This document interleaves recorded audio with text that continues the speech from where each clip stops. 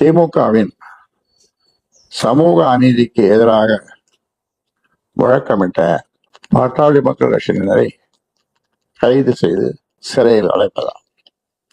அரியலூர் மாவட்டம் காடுவெட்டி கிராமத்தில் வன்னிய சங்கத்தின் மறைந்த தலைவர் மாவீரர் ஜே குருவின் உருவச்சிலைக்கு அமைச்சர் சிவசங்கர் மாலை அணிவிக்க சென்ற போது வன்னியர்களுக்கு எதிராக திமுக இழைத்து வரும் சமூக அநீதியை கண்டித்து முழக்கம் எழுப்பியதற்காக பாட்டாளி மக்கள் கட்சியை சேர்ந்த அன்புமணி, சிங்காரவேலு, சீனு ஆகிய மூவர் கைது செய்யப்பட்டு சிறையில் அடைக்கப்பட்டுள்ளனர்.